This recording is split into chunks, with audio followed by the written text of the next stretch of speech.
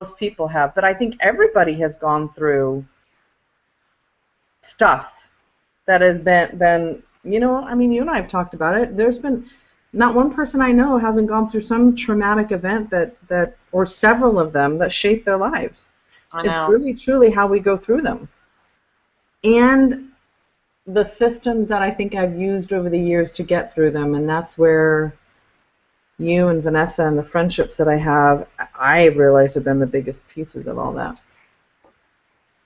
Well, it is pretty cool. It's like I was just thinking of like a big puzzle and all these different, really, truly, I mean, it's so simple and kind of lame. No, no, no, it is. That's exactly. Puzzle pieces, and it literally is creating, and I wonder even if, I was just thinking even like you're creating almost different puzzles, because I see your life, knowing you the last 5 or 6 years, like you keep creating these, I don't know if it's this huge picture that's coming on this life, you call this, you know, this like mortal life or whatever, but you've just been creating such an amazing, beautiful like picture. Really, you have. It's, you know, I'm kind of in awe of what you're creating. So I know what you mean. It's like all these things from your youth, and I wonder, it'd be kind of cool actually to know what it is. Like, I wonder what you pulled from your, what you've been, how you've been raised, and even some of the experiences in your life that even got you to like this point right now. You know. Well, I was thinking about the because I'm not. Oddly enough, Cora's like, Mom, you have a horrible memory. You need to do something about that. And so, like, as I go back and I was thinking about my childhood and like how it shaped me, my memories are so like I have. In fact, I should write these down as we're talking. I have a memory of well, because I've been talking to Kurt about some of these things too. I have a memory. One of my first memories was of sitting at the dinner table, and my dad had helped. We'd made this out of an old swing set. We made it like a boarded playhouse. We just put boards on it, and we had been painting it that day. And I remember sitting at the table, and I don't know why this memory is so funny to me, but my dad has a gray patch, and it was starting to form, and I thought, and I'm like, Dad, you got white paint in your hair. He's like, it's not white paint, it's my gray hair coming through. And maybe why I remember it is because there was probably this piece in me that for the first time really understood who my parents were, that they were aging, that they were people instead of just these, you know, all these. And then the other one I have is when I was hiding, waiting for someone to find me, and I remember doing that a lot. And then when they didn't find me, I would hide for hours, and I would sit there and cry because I didn't feel that anyone was going to find me and that I was worth finding. Whoa, that's a good one. And then so just weird things. And then my next memories are in high school, and a feeling wanting my dad's attention so bad. When he would travel, my mom would be a different person. When he would remove himself out of the house, so that's when I think I first realized the feeling of codependency, kind of. That when he left the house, that she felt like she was free, and you could tell, you could feel it. We all were having more fun, and then he would come home, and we would all feel like we had to walk on eggshells. And I remember walking up to him when I was 16, and I just got my acrylic nails put on, and I'm trying to show him my acrylic nails, and he's completely distracted, and I just remember feeling so crushed and hurt that he wouldn't. I mean, silly little things like that we. And then how you process those as you get older, as you grow older, you know. Well, you know, it's funny when you're talking. There's this link that that I'm hearing. It's all this stuff was at your home, because that's one of the things that really stood out to me about the book that is in progress right now. But seriously, it's just this like I wrote down that home is where you come home, and you've been.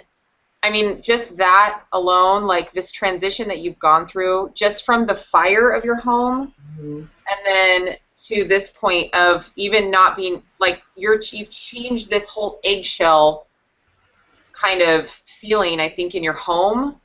I mean, I can feel it even, that shift. And so here you have these experiences at home that, I mean, it's so cool, right? The connection between even that eggshell thing and how you had to it's like you had to burn all that up.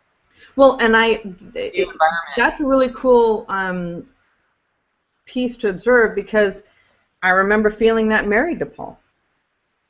That eggshell feeling, that feeling like I wasn't good enough, that feeling that, and you know, that when he would leave, that we would be free and we didn't have to worry about things. Isn't that funny? Yeah, and it was the same thing that my mom did. And it's interesting because now I'm coaching someone who's going through the same kind of codependent behavior, and I'm able to be from an outside looking in at what. But you're right. I had to let go, Jen. I think that was the biggest piece. The fire allowed me to let go. It taught me the best part, and a huge shift in my entire life was letting go.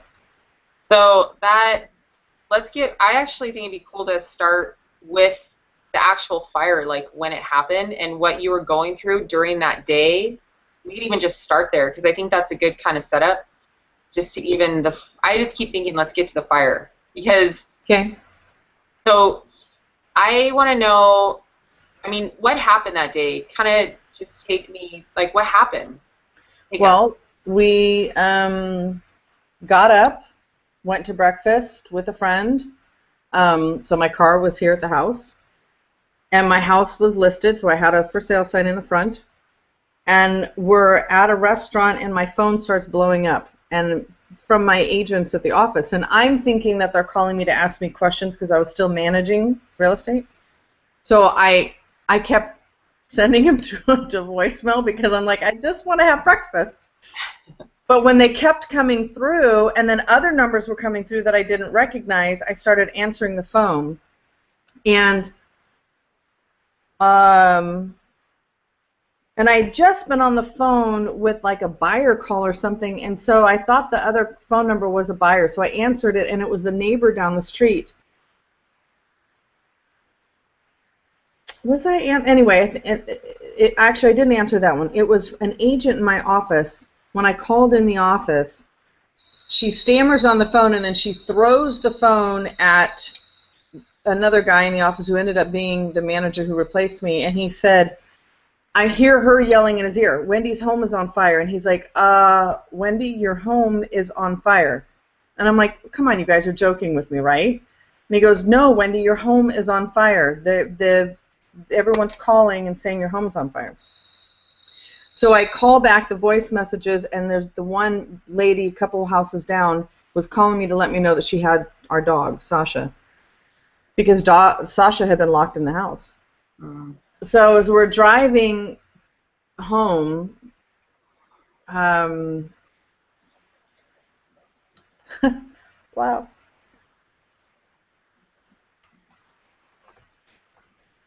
Anna starts crying, and they both call their dad, and I call my insurance rep, and I told him that, because I asked, when I called the neighbor, I said, how bad is it? And she said, Wendy, it's really bad. You need to get home quick.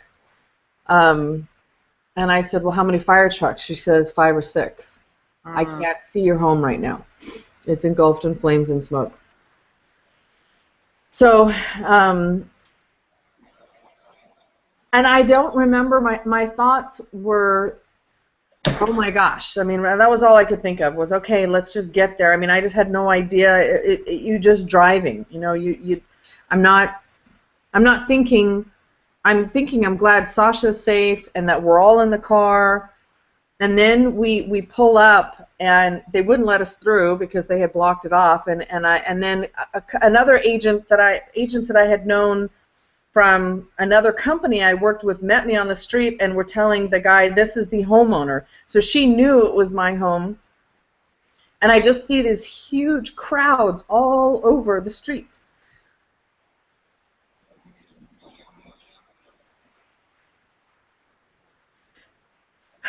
Sorry, I didn't. Oh, I know. I can feel it right now. I haven't really felt it for a long time. No.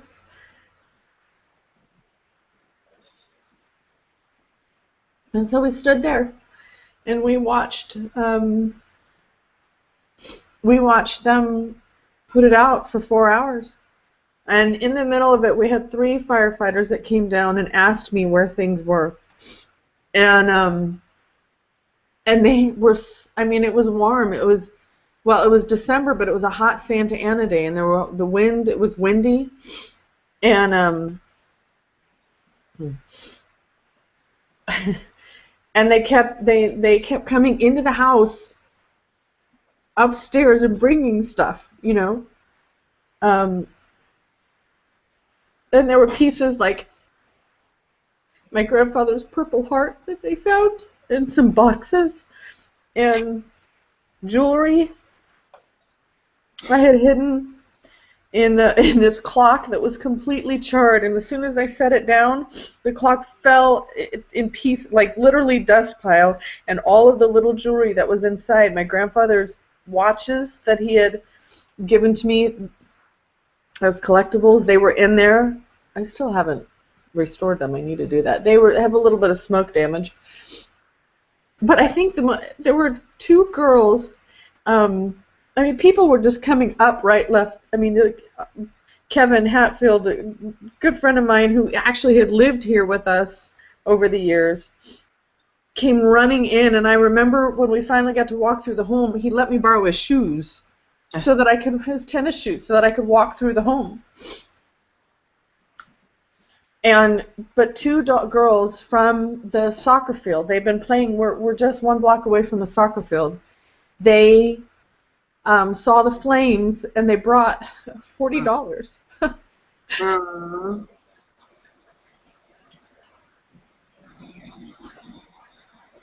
And then a neighbor down the street, 2 doors down, who I didn't know that well, I knew of her, lets us I mean, the smell of a fire is horrific. It's disgusting. It stays in your nose, and it's got this, it's not a fun bonfire smell. It's a plastic, toxic, yucky. And she let us leave some of those drawers that they got out that had jewelry, and she let us keep some of those things that they could find, and photographs. That there was a closet in the center of the house that hadn't completely gotten charred, and so I told them where. They asked me where photographs. I mean, I couldn't even think. They're asking me jewelry and photographs, and so I tell them about the closet, and they went in and they got everything out of that closet on the top shelf. So a lot of the photographs were blackened and stuck together and had melted, but there were some boxes that were still good. So all that stuff she let us store at her house for months, for like 8 months. She didn't park her car in a garage, and I know it smelled up her home because we would go there after the fire every couple of weeks to sift through things, and I kept. So as I borrowed Kevin's shoes, then when we finally got to walk through,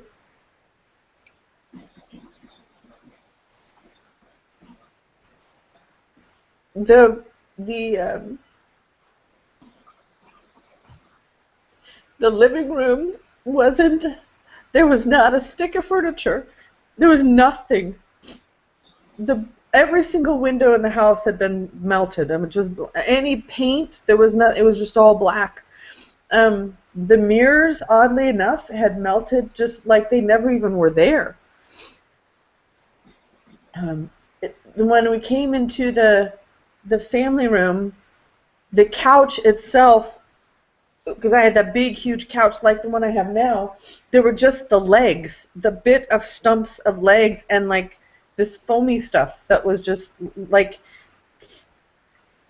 the TV had melted. I had 2 TVs because one broke. When I think of all the things that were broken in this house before the fire, it cracks me up because I had a TV that was one broken, and then the other one was there, and they just melted on top of one another. The dishwasher had melted we couldn't even open it. It had just melted into it. My car was like, I remember calling the insurance company. She's like, well, we'll get the VIN number off of it. And I'm like, I promise you, you won't be able to get the VIN number. She goes, well, no, it's etched in places. And I said, you've never seen a car burn. They say the fire started in the garage, but you could only see the metal. The seats, the tires, any electrical piece of wire, it was completely, all there was this black metal, and it was a white car. It was just it was just really, go ahead. No, I was just going to say, when you're talking, I was, because how long ago has it been since the fire happened? Well, it happened December of 2011. So, yeah, almost 2.5 years. You know, I was sitting, I don't know, about 3 days ago, I felt kind of stuck, and I went into the shower where I always go, and I just started crying. I had the baby in the shower. And I just started crying. All that was coming to my mind was all of the stuff I had gone through, divorce, death, like all this stuff. And it was like everything was just showing up, and I was crying like it was new. And I was just thinking about you right now and listening to you, and that grief that the fire happened, and there's been so much that's happened to you since then. But that grief, there's almost a real point to having that grief at times in our lives. It's like a cleansing. Talking, I can feel even more cleansing going on in you as you're doing this. And I was just thinking about even your book and what probably that part of the grieving process, and even though it's okay to grieve. Like, I mean, what do you think as far as the grieving in this fire? I think, how often do you do that, or how often do you do that? Well, in the beginning, it's a strange thing, because as you and I have talked about tons of times, I mean, so much came out of that fire that was like where I feel like where I feel God's hand is right before the fire. If you remember, that's when I had pretty much almost come to a bit of a breakdown. Paul was suing me to remove his liability off the loan, because we still had him on the loan, because when we got a divorce, I couldn't, they wouldn't qualify me to have this house by myself. So he was still on the loan. And I'm managing at First Team, and it was a stressful job, very stressful, and I'm, dealing with an 11 and a 12-year-old girls who are amazing, but they're 11 and 12, and dating and dealing with my emotions around that. And that's when I took off in July, it was end of July. My dad, I called my dad, and I was crying. I called my mom and my dad one day. I just remember it. I've never ever felt that before or since, where I said, I can't do it anymore, and I want to give up. And I was completely at the end of my rope. And oddly enough, when I talk about that, I don't have any emotion around that. I mean, I do a little bit, but it's not. I remember that feeling. And it was such a good point for me to get to, but I had no clue about that then. So Dad sends me to Hawaii, and I sit there. I just shut down for 10 days. The girls, I can't remember. I can't even remember who they stayed with. I think they stayed with my mom. I'm sure they did. I remember, yeah. Okay. And which means that my mom dropped everything to come and stay with them, because I made plans to go, and I was gone 2 days later. I remember it was really fast. Mm-hmm. And so when the fire happened, I had decided I was done. I was going to just put the home on the market. I didn't know where I was going to go. The First Team had talked about transferring me to San Diego. I just was throwing up my hands. I remember being in Hawaii and saying, okay, God, it's yours now. Because I really don't want to do this anymore. I can't keep trying to push and do all these things and manage, and I don't know what that's going to look like, but I'm done. And so I had the home it was sold 5 days in escrow, and by court order, or it was about to be court ordered. And so when the fire happened,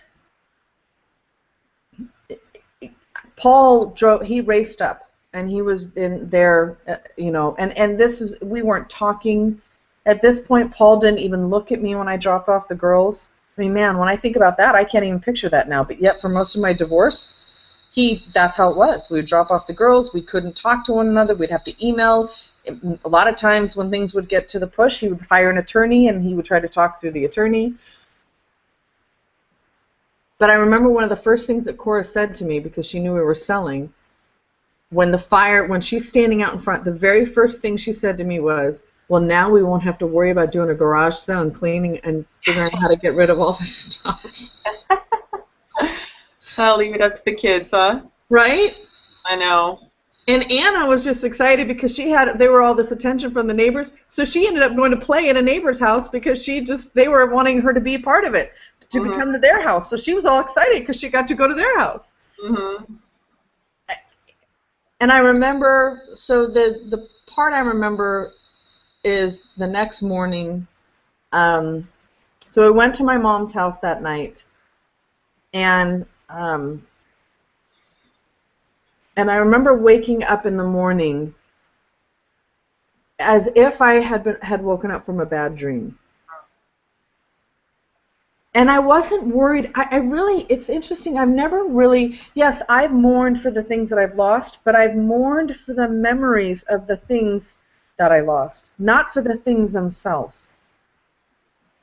I remember for a while the dream I kept having was I was searching through my grandparents' house for this old doll that I didn't have it here, but it was this doll that I had at their house. Whenever growing up, it was Deborah. She was like literally half my body size, and she was this doll that we would play with at my grandma and grandpa's house.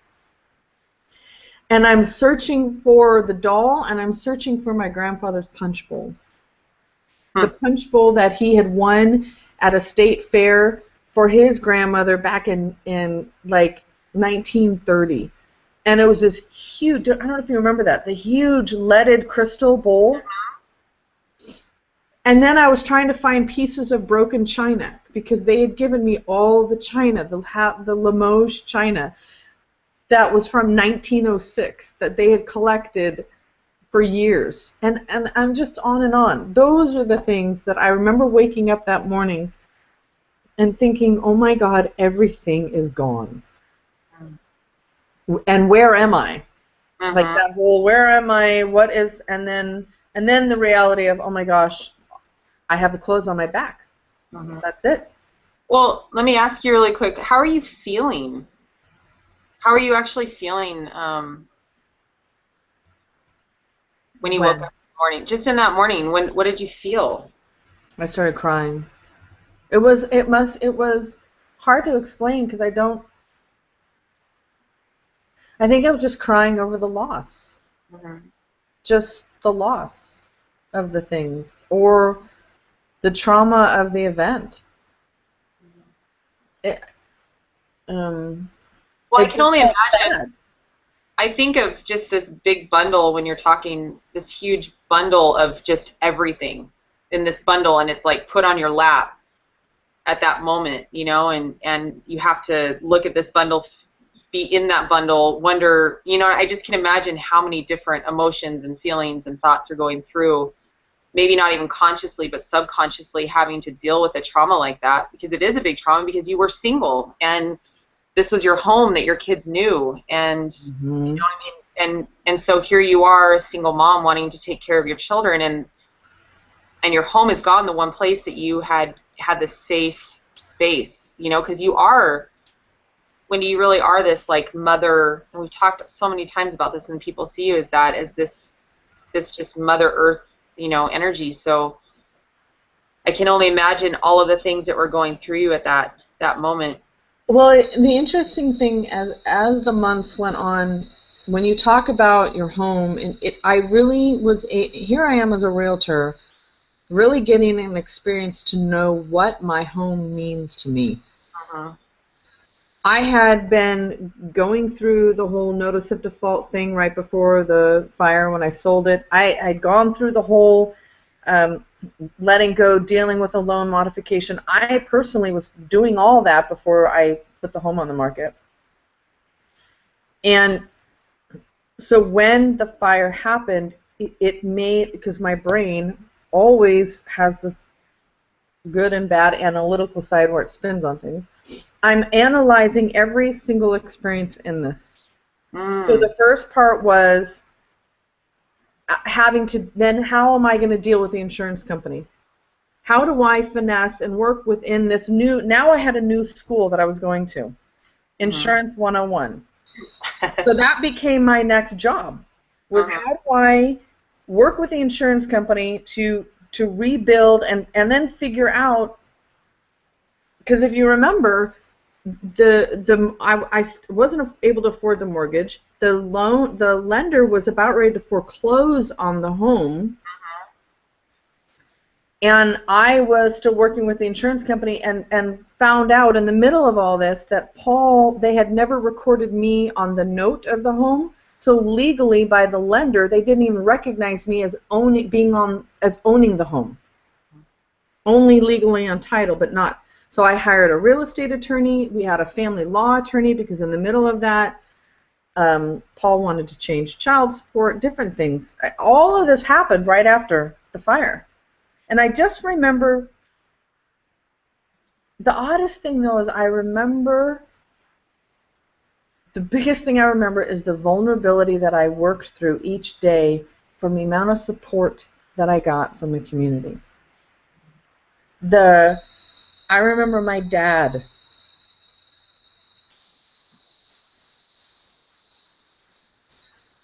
showing up to our apartment with his car full of plates and dishes, and these are, some of these pieces were from when they got a divorce. He took some of these things and now he was bringing them back to me. And decorative things. He brought me paintings. And he brought me, and here my poor dad has been the brunt of my hurt and frustration of abandonment all these years. And he shows up, and then Mom and Ken were there, and and we all go shopping for a Christmas tree.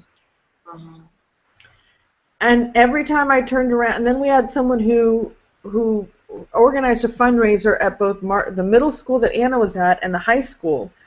And every day they would call me and say, "You've got more gift cards to come and pick up." And literally we had four shoeboxes filled with gift cards. You know, that was actually because what I love about this is just what's going on through, again, this trauma, this fire.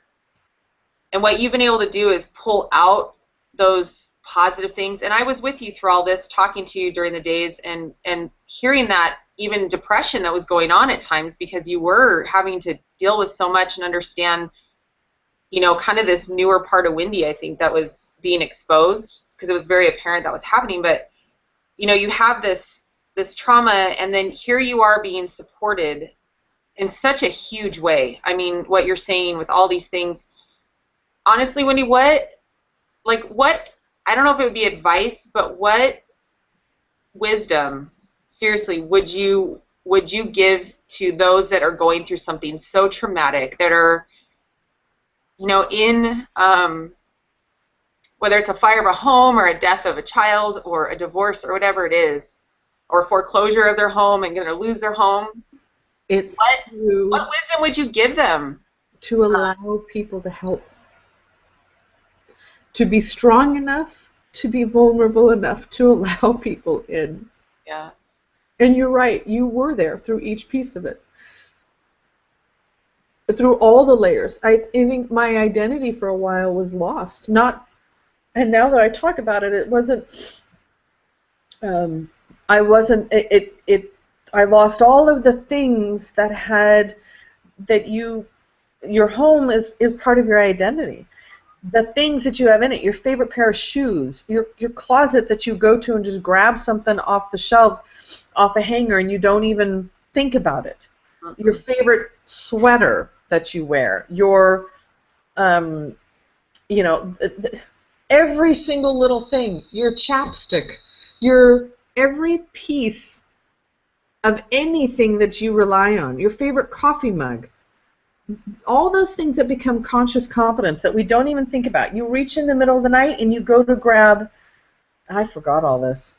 You go to grab your chapstick and it's not, nothing is there. Nothing. They rented us furniture, but it didn't have, they gave us dishes, but I found myself at times trying to find my favorite chapstick and then realizing I had to go buy it, and shampoo, and all of these pieces.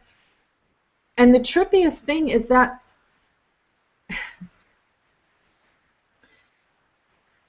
Brian brought up, there was one lady, he shows up one day and there's 4 or 5 huge bags of toiletries. Do you remember that? Yeah. I mean, there was like 5 toothbrushes and toothpaste and soap and all of the stuff, and I'm thinking, what have I been doing for the last 2 weeks without this? I mean, how did I even, where did I even get it? And I didn't even remember where I bought it from the first place. Wow. And so it's like those, and the hardest part when you are grieving and you are mourning, or it is that vulnerability of allowing people in. It's being strong enough to allow. I mean, there was someone who I don't even know who gave us $1,000 for Target.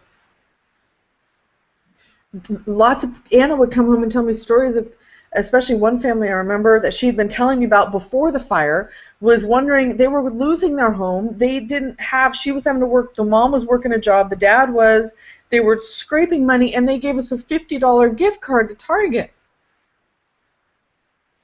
And you think, I don't need this. I will figure it out. I have family that has money, thank God. That I had at the time. Edward was in the picture. He had a couple of credit cards.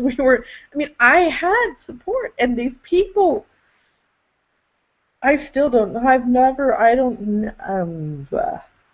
The hardest part is trying to repay them. You know, I honestly think, Wendy, that what we're doing right now in the book that you're writing, and the book that's going to come out, I honestly feel like this is part of your gratitude and your payback in a way that I don't know if you really understand, because, I mean, there's so much power behind this, and as we've talked about it, and even that mastermind we did, I really think that this is that space that you can create such a huge energy of gratitude for all that you've... Yeah. Because you know, I was thinking too, you set up yourself even in the community, even though you were struggling, all this stuff. I think we don't even realize that we're setting up ourselves to be... Well, that is what Cora said to me. You know, this child of wisdom, I remember every time I would get a card, she was around because they didn't go to school for a while. Well, it was spring break. I mean, it was Christmas break too, and I would sit every single time, every card, I would bawl. Every card, I would just sit and cry. And she kept saying, "Mom, people are giving because they want to, because of who you have been in this community for so long and what you've done for other people. It's just coming back to you now, and you have to just accept it." You know, Patrick Kearney, you know Patrick, yes. He actually talks a lot about putting these, it's basically in a bank, like a savings account. Yeah. And it's not that we need to look at it like, well, we're doing these things to get something in return. I think these are the kind of things that we all are going to go through something in this life. And so I love that, you know, what you went through shows you had these reserves in your spiritual, emotional, physical, like, bank account that allowed all these people to step in. And it also, I mean, I just think, I remember all this. I'm going right back to it too with you. And I'm remembering I mean, I was blown away by the love and just the heart of people. It gave me hope again. Well, you does that. You and Brian went door knocking on my street to raise money, and then you made toffee so that you could sell the toffee to raise money for us, and you love toffee and you hate it at the same time, and I know what you did to it. Yeah. It's honestly, I guess it gives people opportunity because there's joy in being able to give and serve in that way, and so thank you for that. But I was just thinking maybe we should end now and then we'll do another one next week because it's been about 40 minutes and maybe we should keep them around that time. I was thinking maybe like half an hour because then you can look back at this too. But I have a lot of really cool questions and things I want to ask you that came to me as you were talking, maybe to go delve a little deeper into. So I think we can get on the first one. Enough for doing this with me. I love you, and I love this. Well, there's so much power with you going through it that I mean, man, I wouldn't. Yeah, thank you. Oh. Well, I love you, and so I'll just stop the broadcast. It's been going, and Talene is on there with us. She is. Yeah, she's been watching. I don't know how this works, so maybe we can learn. But she said, "Just got here. I love you," and that was about 30 minutes ago. So. She's been on watching. Cool. I know. That is really awesome. Love you, Talene. Love you, Talene. All right, well, we'll do it next week again. Wanna? Yeah. All right, cool. I love you. We can do it on Tuesday, too. Tuesday. We can do the same time on Tuesday at 10. Oh, that's awesome for me. It totally works. Okay, cool. All right, good. All right, well, have a great day. So how do you turn it off live? I'm just stopping broadcast right now.